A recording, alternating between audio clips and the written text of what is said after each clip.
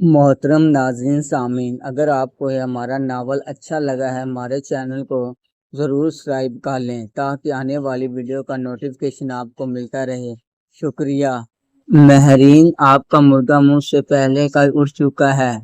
مہرین کا اشارہ فہد کی طرف تھا۔ فہد کچھ لمحے تو سمجھ ہی نہ سکا کہ مہرین کا اشارہ کس طرف ہے، مگر جیسے ہی اس کو سمجھ آئی تو فہد نے فوراً اپنے درد سے نیچے حصے کو ڈھانپنے کی کوشش کی، مگر اب بہت دیر ہو چکی تھی۔ مہرین اس منظر کو دیکھ چکی تھی۔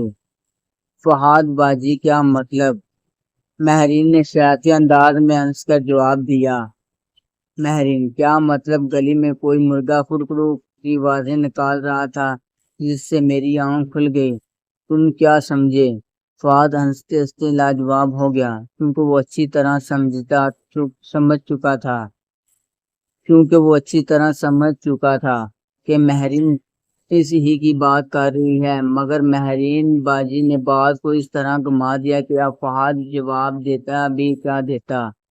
فہد باجی، آپ بھی نہ، میں صبح صبح مرغوں کی بانگوں پہ دھیان نہیں دیتا۔ مہرین، مرغا تمہارے بس میں نہیں ہے۔ فہد باجی، کون سا مرغا؟ اچھا گھما رہی ہے بات کو، کون سا مرغے کی بات کر رہی ہیں؟ مہرین فہد کی بے بسی کو دو زومینی جملوں سے مزہ لیتی جا رہی تھی۔ مہرین، اٹھ جائیں جناب۔ اب فہد نے انگڑائی لے کر کروٹ اس طرح کر لی جس طرح مہرین بیٹھی ہوئی تھی۔ اب فہد کے اور مہرین کے چہروں کے درمیان جو اب سے بڑی چیز نمایاں تھی وہ تھی مہرین کا جسم۔ فہد باجی، سونے دینا۔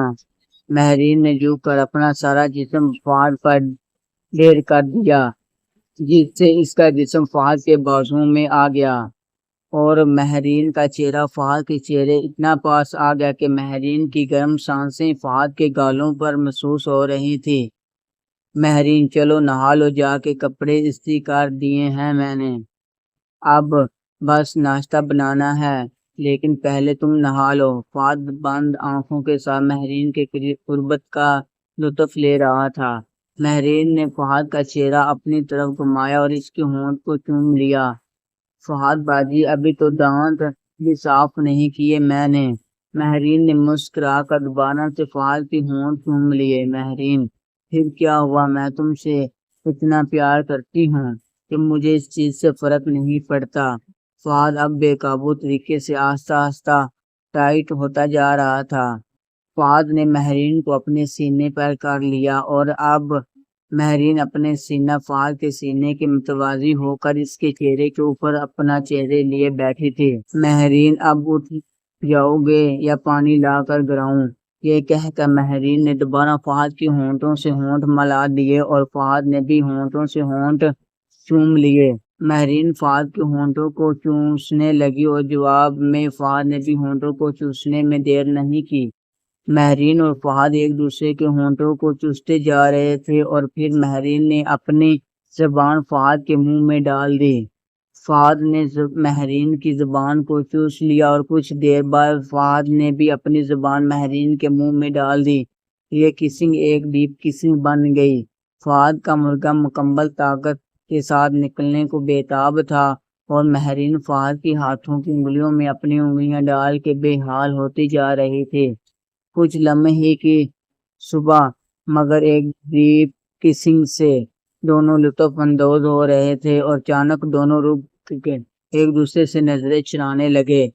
مہرین، اٹھ جاؤ پلیز اب۔ فہد بھی چور نظروں کے ساتھ جواب دے کر اٹھ کے بیٹھ گیا اور اپنے مرغے کو مہرین کی نظروں سے نہ بچا سکا۔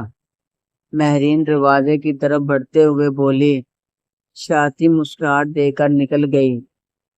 مہرین، تمہارا مرغا بانگیں دے رہا ہے، نہانے سے پہلے سے ٹھنڈا کر لینا۔ فہد اپنی بہن کی اپنے مرغے کے بارے میں بات سن کر ہنسنے لگا اور اپنے مرغے کو لے کر واش روم میں نہانے چلا گیا۔ فہد نہا دھو کر تیار ہو گیا۔ کمرے سے باہر نکل کر ناشتہ اس کا انتظار کر رہا تھا۔ مہرین ناشتہ سے زائد شیطانی نظروں سے اس کی طرف مسکرا کر دیکھ رہی تھی اور فہد مناسب ایکسپریشن بھی نہیں دے پا رہا تھا۔ ماہرین نے شرارت سے بھرا چھٹکارا چھوڑنے کا موقع آج تک جانے نہیں دیا تھا، اس لیے بیچارہ فہد اب پھر ماہرین کے طنز و مزاح کا شکار بننے والا تھا۔ ماہرین: امی، آج دوپہر میں کیا پکانا ہے؟ امی اپنے بھائی سے پوچھ لو کیا کھائے گا، وہ کہتا ہے پکا لو۔ فہد: جو مرضی پکا لینا باجی، میں نے کبھی نخرہ کیا ہے پہلے کبھی؟ ماہرین: میں تو مرغا کھاؤں گی آج۔ مرغے کا لفظ سن کر فہد اچانک بڑبڑا سا گیا۔ ماہرین: پکا لیں آج مرغا۔ بتاؤ فہد، تمہارا مرغا؟ میرا مطلب تمہارے لیے مرغا بناؤں آج؟ فہد: جو مرضی بنا لو، مجھے نہیں پتا۔ فہد مکمل طور پر گھبرا چکا تھا اور ماہرین کی باتوں کا مطلب وہ اچھے سے سمجھ رہا تھا۔ ماہرین: امی، اس سے پوچھ لینا کہ مرغا پکا لوں یا کچھ اور چیز پسند ہے اسے۔ فہد نروس انداز میں جلدی کھانا ختم کر کے بس وہاں سے نکلنا چاہ رہا تھا اور کچھ خاص جواب نہیں دے پا رہا تھا۔ ماہرین لپک کے مرغے پہ زور دے رہی تھی۔ ماہرین: مجھے تو مرغا پسند ہے۔ فہد نے بنا کوئی جواب دیے سلام دعا کر کے دروازے کی طرف بڑھا۔ ماہرین فہد کو دروازے تک الوداع کرنے آئی اور دروازے میں رک کے فہد کو مخاطب کیا۔ ماہرین: مرغا ٹھنڈا ہو گیا؟ فہد نے الجھن بھرے انداز میں ہلکی سی مسکراہٹ دے کر منہ بناتے ہوئے جواب دیا اور گھر سے رخصت ہو گیا۔ فہد: مرغا ٹھنڈا کر لیا تھا؟ کیا غلط ہے، کیا صحیح؟ کیا حرام ہے، کیا حلال ہے؟ یہ سب وہ سوالات ہیں جس کا جواب ہر انسان کے حساب سے بدلا جاتا ہے۔ کچھ لوگ نامحرم کو دیکھنا بھی حرام سمجھتے ہیں تو کچھ لوگوں کے لیے لڑکی لڑکے کو اس کی مرضی سے کرنا کرانا سروس اور اخلاقی کام ہے۔ کچھ اپنی ماں، بہن، بیٹی جیسے رشتے کو مقدس سمجھتے ہیں اور ان کے ساتھ تعلقات کو سراسر غلط سمجھتے ہیں، تو کچھ لوگ ایسے معاملات میں بھی زیادہ خیال ہیں۔ کچھ لوگ اپنے خاندان کی عورتوں کو کسی غیر مرد سے تعلق بنانے پہ غیرت کے نام پر قتل کر دیتے ہیں اور کچھ لوگ خود اپنی ماں بہن کا سودا کر لیتے ہیں۔ اوپر کچھ لوگوں کا ذکر کیا ہے، یہ اصل میں کچھ نہیں ہے بلکہ میرے خیال میں اس طرح کے لوگوں کی فہرست ہے جو اپنے ایک نظریے پہ اچھی طرح پابند ہیں، لیکن وہ لوگ جو ان تمام تر فیصلوں کے درمیان والے نظریے پر ہیں، اصل میں مسئلہ ان کے ساتھ ہوتا ہے۔ فہد اور ماہرین بھی ان لوگوں میں شامل ہیں جن کو ایسے ہی دور کا سامنا تھا۔